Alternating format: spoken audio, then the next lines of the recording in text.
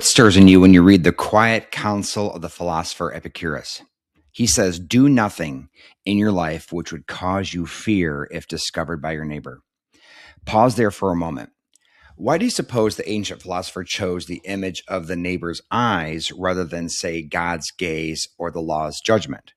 What kind of life does that single sentence invite us to examine? Is it one lived in secrecy and dread, or one that can stand openly in the daylight?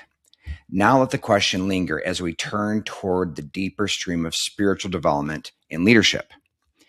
If influence begins with self-mastery to achieve personal success, and knowing that that mastery includes aligning our daily choices with a greater purpose, where does moral discipline fit?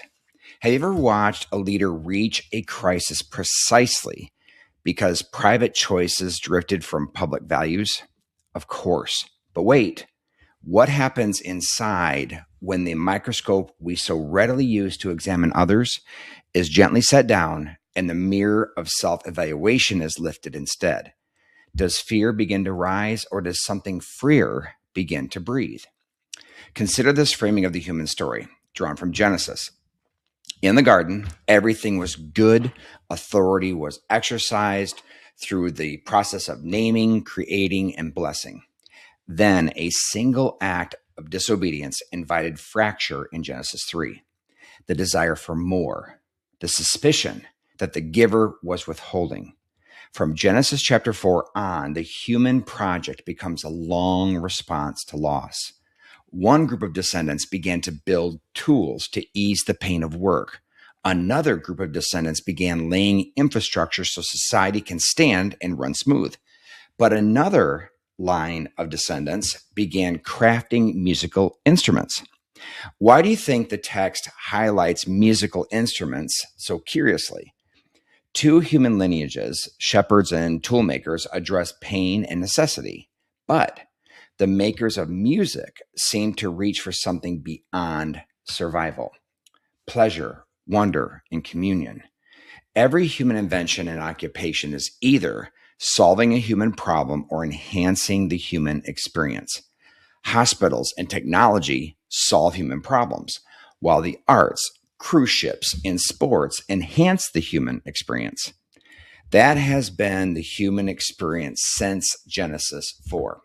Entrepreneurs and leaders have this burning passion to change the human experience by either solving pain or creating an experience.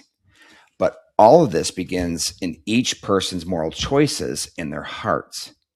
Here's where questions turn personal.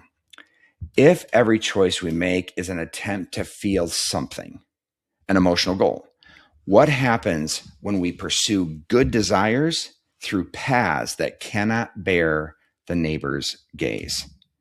When leadership falters because moral discipline has slipped, is the crisis ultimately about power or about integrity? And if the purest leadership flows from value-based, legacy-driven living, what small, honest step might begin to close the gap between who we appear to be and who we truly are? This week, carry Epicurus' sentence with you like a quiet companion. In one ordinary moment, perhaps a decision at work, a conversation at home, a private thought, ask yourself, is my pursuit of fulfilling destiny, calling, and purpose? Am I compromising my values that's eroding my foundation? There's no rush to judge the reflection. Simply notice, let the curiosity lead. The mirror, held patiently, often shows more mercy than we first expect. Thanks for taking 4 to become more.